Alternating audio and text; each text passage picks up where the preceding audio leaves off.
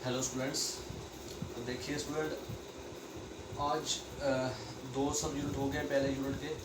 तो जो स्टूडेंट जिन स्टूडेंट ने नहीं पढ़ा वो मेरे लेक्चर में देख लें, जो मैंने प्रीवियस शुरू से पढ़ाया, मेरे सारी वीडियोस देख लें, तो फिर उन्हें समझने की ज़रूरत नहीं पड़ेगी, ठीक है ना। तो आज हम शुरू करने वाले हैं सब यूनिट थर्ड, जिसका नाम है application of de Moivre theorem. इससे पहले हमने डी मॉर्विल थ्योरम पढ़ी थी, अब कुछ एप्लीकेशंस पढ़ेंगे डी मॉर्विल थ्योरम पर, ठीक है ना। तो डी अब application of de Moivre theorem में हम ये शायद इस सब यूनिट में शायद 2-3 एक्सरसाइज है। तो अब हर एक एक्सरसाइज के रिलेटेड जो चीज़ आती रहेंगी मैं वो बताता रहूँगा, ठीक है ना। अगर मैं एडवांस में बता दूँ सारा कुछ पहले से ही है जी, इस application of de Moivre theorem में ये होता है, तो वो आपको हो जाएगी, खिचड़ी बन जाएगी। तो इसलिए मैं स्टेप बाय स्टेप जो आपकी एक्सरसाइज पर डिपेंड है उस हिसाब से एक एक टॉपिक हम शुरू करेंगे। तो सबसे पहला इसमें application of de Moivre theorem में आता है roots of a complex number कि किस, देखिए पीछे हमने रूट निकाले थे कम्प्लेक्स नंबर के बाइपोलर फॉर्म से, है ना। तो अब इधर रूट निकालने बाई कम्प्लेक्स नंबर के रूट्स निकालने, लेकिन application of de Moivre theorem का यूज़ करना है, ठीक है ना। डी मॉर्विल थ्योरम इससे पहले हमने पढ़ी लेकिन उसका यूज़ नहीं किया।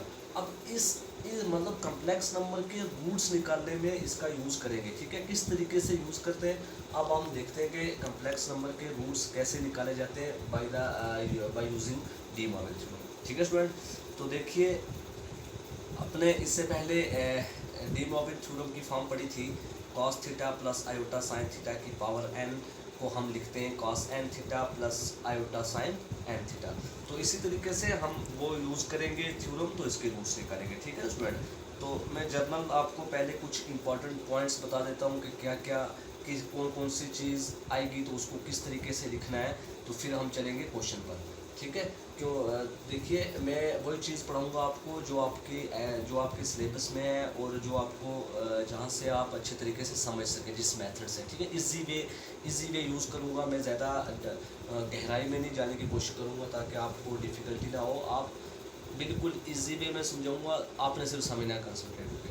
देखिए, roots of a complex number, अब हमें पता है कि ये जो होती है, क्या नाम है, जैसे हम लिखते हैं ना डी मॉर्विल थ्योरम को, हम कहते हैं कि cos n theta plus iota sine n theta जो है ये एक वैल्यू होती है, is one of the value. मैंने क्वेश्चन नंबर 14 शायद 15 में पढ़ाया था कि वन ऑफ द वैल्यूज़ कैसे निकाली जाती है।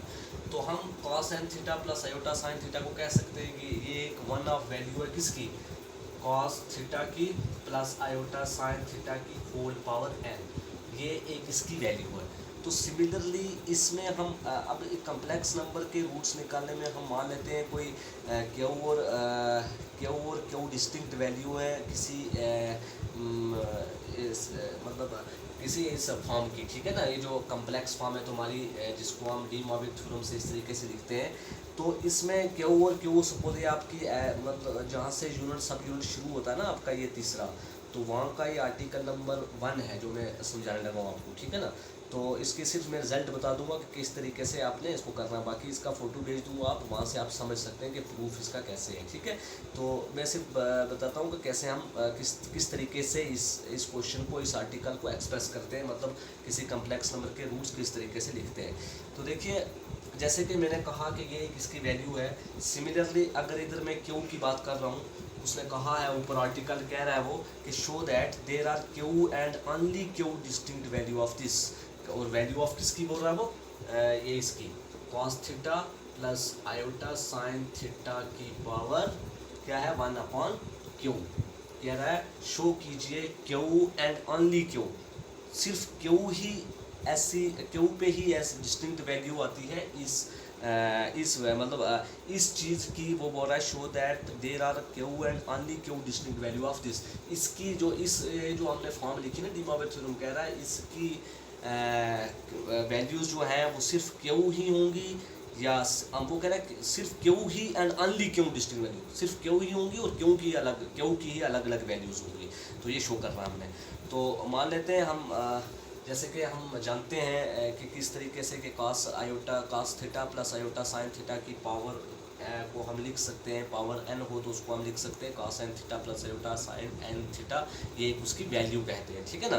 तो सिमिलरली इधर भी हम कह सकते हैं कि cos theta by Q plus iota sin theta by Q जो है ये वैल्यू है, is one of the value of किसकी हो सकती है, cos theta plus iota sin theta की पावर। अब ये 1/क्यू पावर में चला जाएगा, जैसे मैंने कहा n होगा तो वो n पावर में चला जाता है, सिमिलरली इधर 1/क्यू पावर में चला जाएगा।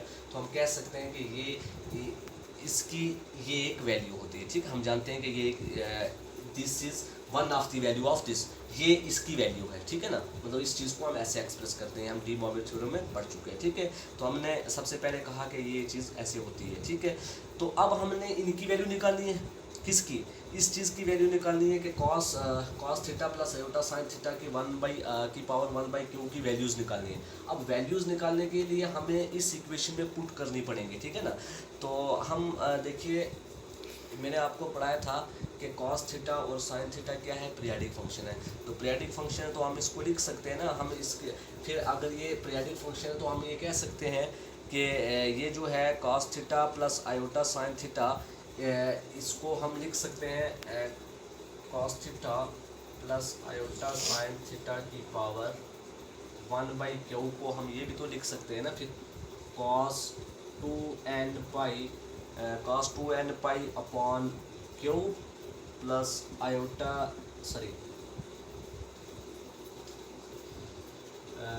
cos 2n pi plus theta upon q plus iota sine 2n pi plus theta upon Q.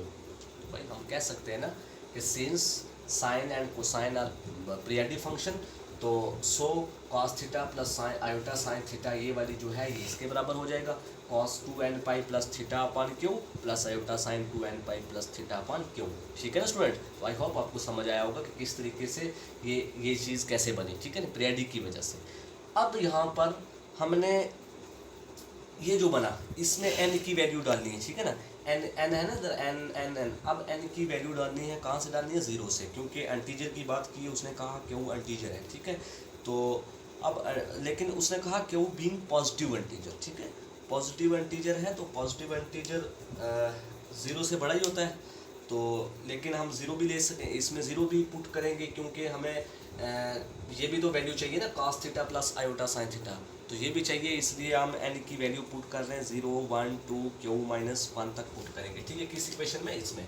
तो हम लिखेंगे putting n equal to 0 1 2 up to q minus 1, ठीक है, n की value up to q minus 1, क्योंकि पावर 1/q है, नहीं हाँ सॉरी पावर 1/q है, तो वैल्यू जो है वो q माइनस 1 तक, क्योंकि q की वैल्यू ले रहे हैं ना, q की, तो q की वैल्यू ले रहे हैं 0 to up to q minus 1, मतलब एक कम होती है लास्ट में, ठीक है। तो अब जब n की वैल्यू 0 पुट करेंगे, हम n की वैल्यू जब 0 पुट करेंगे तो इधर आ जाएगा cos theta upon q plus iota sine theta upon q, ठीक है स्टूडेंट। मैं इसका फोटो भेजूंगा आपको, आप वहाँ से देख सकते हैं, मैं यहाँ पर समझा रहा हूँ आपको। जब 0 पुट किया तो ये आ गया cos theta by Q plus iota sine theta by Q, ठीक है, ये आ गई फर्स्ट वैल्यू। अब जब सेकंड वैल्यू डालूंगा, सेकंड वाली निकालूंगा, तो मैं पुट करूंगा r की वैल्यू 1, तो मैं लिखूंगा therefore for second value putting r n equal to 1, then cos 2, जब n की जगह पर 1 आ जाएगा तो क्या आ जाएगा, cos 2 पाई plus theta upon q plus iota sign 2 पाई प्लस थीटा अपॉन क्यू। इसी तरीके से थर्ड वैल्यू करते करते अप टू क्यूथ वैल्यू निकालेंगे। तो क्यूथ वैल्यू निकालने के लिए हमने पाई की जगह पर n की जगह पर क्या पुट करना है, क्यू माइनस 1, तो जहाँ जहाँ क्यू आएगा वहाँ पर क्यू माइनस 1 लिख देना है, जहाँ पर n आएगा वहाँ पर क्यू माइनस 1 लिख देना है। तो आ जाएगा cos 2n की जगह पर Q minus 1 into pi plus theta upon Q. Similarly आगे भी वैसे हो जाएगा। अब यहाँ से आप कह सकते हो कि ये जो क्यूज़ की वैल्यूज़ आई हैं, तो इनमें देखो कोई भी दो पॉजिटिव इंटीजर कंसेक्यूटिव इंटीजर ले रहे हैं हम, मतलब क्यू ले लें, Q plus 1 Q plus 2 Q plus 3, इस तरीके से कोई भी दो पॉजिटिव कंसेक्यूटिव इंटीजर लेंगे तो उसमें थीटा की वैल्यू जो है वो अलग अलग आ रही है भाई, मतलब थीटा की नहीं, जो एंगल उनमें बन रहा है ना, एंगल कंसेक्यूटिव एंगल जो बन रहा है उनमें वो एक दूसरे से अलग है। मतलब ये जो कंसेक्यूटिव एंगल 2 पाई अपॉन क्यू ये बन रहा है ना, 2 पाई अपॉन क्यू 2π/क्यू, फिर 2 पाई, पहले 2π/क्यू, फिर 4π/क्यू, फिर इसी तरीके से चलता है, मतलब डिफरेंट हो रहा है। तो इट मीन्स 2π/क्यू जो है ना वो 2π से छोटा ही होगा। क्यों? क्योंकि क्यू जो है वो क्या है, पॉजिटिव इंटीजर है। पॉजिटिव इंटीजर का मतलब कि अब ग्रेटर देन 1 होगा। पॉजिटिव इंटीजर 0 से बड़ा होता है, लेकिन इतना पॉजिटिव भी है, अब ज़रूरी नहीं है कि 1, पॉजिटिव इंटीजर कोई भी हो सकता है, ग्रेटर देन 1 भी हम कह सकते हैं। क्योंकि अगर 1 पे लिखूँ, अगर मैं 1 लिखूँगा, सपोज ग्रेटर देन 0 लिखूँगा, 1 लिखूँगा तो कोई इसमें फ़र्क नहीं पड़ेगा इस इक्वेशन में। तो जब ये 2π/क्यू बन गया तो इसलिए हम कहते, क्योंकि हर एक में बन रहा है ना 2π/क्यू, फिर दूसरे में बन रहा है 4π/क्यू, मतलब ये जो 2 की मल्टीपल हो रही है, ये जो हमने बाई पीरियडिक फंक्शन से लिखा कि 2π + थीटा होता है, तो ये 2π/क्यू जो आ रहा है ना, तो ये हमेशा 2π से कम ही रहेगा, जो हम पीरियडिक फंक्शन में लिखते हैं ना 2π + थीटा। तो इस 2π के एंगल से ये हमेशा जो भी वैल्यू लेते जा रहे हैं हम, ठीक है ना, जो भी वैल्यू बढ़ती जा रही है वो इससे कम कम होती जा रही है, ठीक है ना स्टूडेंट। तो हम कह सकते हैं कि 2π/क्यू इज लेस देन 2π। तो अब यहाँ से एक रिजल्ट याद रखना आपने कि जब कोई वैल्यू अलग अलग हो, देखो ना ये अलग अलग वैल्यू आ रही है सारी, cos, पहले cos थीटा आया, फिर cos 2nπ, ये अलग अलग वैल्यू हुई। जब भी कभी वैल्यूज़ अलग अलग आए इसमें कम्प्लेक्स नंबर में, तो उस टाइम हम कह सकते हैं कि both sine and cosine are same, कि साइन टर्म और कोसाइन टर्म उस टाइम क्या होगी, सेम होगी। तो अब यहाँ से अगर आप n की जगह पर, पहले मैंने क्या पुट किया था, n की वैल्यू 0 1 2 थी, अब अगर n की जगह पर मैं क्यू पुट कर दूँ, तो n की जगह पर क्यू पुट करूँगा तो क्यू प्लस 1 रूट निकल जाएगा। तो वहाँ से भी वैल्यू जो है वो इसी तरीके से चलती जा रही है। सिमिलरली अगर हम पुट करेंगे n = क्यू प्लस 1, फिर क्यू प्लस 2 करते रहेंगे, ठीक है ना, तो वैल्यूज़ जो है वो रिपीट होती रहेंगी वापस। पहले क्यू प्लस 1 पुट किया, तो पहले क्यू पुट किया, जो वैल्यू है वो क्यू प्लस 1 पुट करने से भी वैल्यू जो है वो रिपीट होती रहेंगी, ठीक है। तो इस तरीके से हम कह सकते हैं कि cos theta plus iota sine theta की पावर 1/क्यू has q and only q different values. क्योंकि सिर्फ क्यू पे ही देखिए ना, मैंने पहले n की वैल्यू 0 1 2 जनरली, फिर मैंने कहा n की वैल्यू क्यू लो, फिर क्यू प्लस 1 लो, फिर क्यू प्लस 2 लो, मतलब इसी क्यू पे ही वैल्यूज़ जो हैं वो डिफरेंट आ रही हैं, ठीक है ना। तो इसी क्यू पे वैल्यू जब डिफरेंट आएंगी तो हम कह सकते हैं कि इनकी वैल्यू जो है डिफरेंट है, which are obtained by putting, जब हम इनको और which are obtained by putting मतलब कि जो हमें हासिल होती हैं बाय पुट करने से, कहाँ से, n = 0 1 2 3, वो जो वैल्यू आ रही है वो p, वो क्यू की हर एक वैल्यू पे डिफरेंट आ रही है, ठीक है। तो यही हमने प्रूव करना था। आप सिंपल याद रखें कि अगर जब कोई कम्प्लेक्स नंबर होगा उसका रूट्स निकालने के तरीके क्या है। देखिए रूट्स की बात कर रहे हैं हम, तो रूट नहीं कर रहे हैं हमारे, जब किस तरीके से निकालेंगे हम उसको पीरियडिक फंक्शन बना लेंगे, पीरियडिक फंक्शन की वजह से उसको इस फॉर्म में बनाएंगे, वहाँ से जो क्यू होगा या n होगा वहाँ से वैल्यू डालते रहेंगे, ठीक है। तो हमारे पास रूट्स निकलते जाएंगे। तो ये था मेरे जनरल थोड़ा idea about root of complex number. आप जब इसके रिलेटेड हम क्वेश्चन करेंगे एक्सरसाइज का, तो फिर आपको समझ आ जाएगी कि किस तरीके से रूट्स ऑफ कम्प्लेक्स नंबर का ये मेथड हम उस पर अप्लाई करते हैं, ठीक है स्टूडेंट। तो उसके बाद अब स्टूडेंट नेक्स्ट कुछ नोट करके आप लिख लें कि ये चीज़ याद, अब इनका प्रूफ जो है वो एग्ज़ाम में नहीं आएगा, आपको ना ही आपने करना है प्रूफ। सिर्फ ये नोट मैंने इसलिए लिखा कि नोट करके याद रख लो कि जब भी कभी cos 0 प्लस आयोटा साइन 0 आपको दिखेगा क्वेश्चन में कहीं भी, डायरेक्ट लिख देना उसकी जगह पर 1। ये पहले से रिजल्ट है, ये cos 0 प्लस आयोटा साइन 0 1 होता है।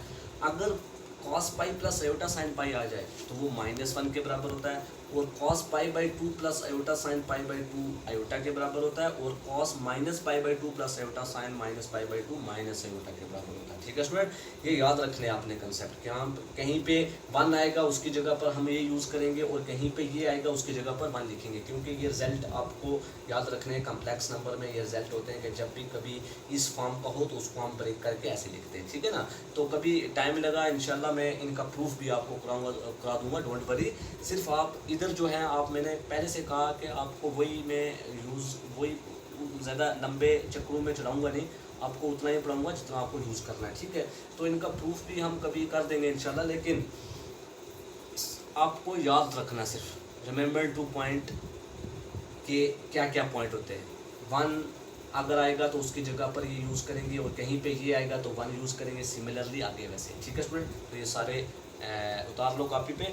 तो अब हम करते हैं जो मैंने कम्प्लेक्स रूट्स, अभी मैंने मेथड बताया आपको कि roots of complex number by de Moivre theorem से किस तरीके से निकालते हैं। अब एक उसके रिलेटेड क्वेश्चन करते हैं हम। तो कल फिर बाकी फिर यहाँ पे ख़त्म करेंगे हम। तो कल इंशाल्लाह हम करेंगे क्या नाम है उसका, ये nth रूट ऑफ यूनिटी के लिए क्वेश्चन प्रूफ करेंगे और फॉर्म जीपी, जीपी किस तरीके से बनती है किसी nth रूट ऑफ यूनिटी में। तो जीपी का प्रोसेस समझाएंगे आपको। फिर एक उसके रिलेटेड हम क्वेश्चन प्रूफ करेंगे, एक्सरसाइज का क्वेश्चन, ठीक है। तो आज भी हम देखते हैं या कोई एक्सरसाइज का क्वेश्चन देता हूँ मैं रूट्स के रिलेटेड, या फिर कोई एग्जांपल देखते हैं बुक में, तो करते हैं, ठीक है स्टूडेंट। तो इस वीडियो में इतना ही। इतना आप याद रखें, ये नोट करके याद रखें। ये जब भी कभी आगे क्वेश्चन यूज़ होंगे तो ये पॉइंट याद रखने आपने कि कैसे होता है, ठीक है ना। तो इस वीडियो में इतना ही रखो। तो अब नेक्स्ट वीडियो में मैं आपको एक रूट्स के लिए, तो रूट्स के बारे में क्वेश्चन करवाता हूँ, ठीक है स्टूडेंट।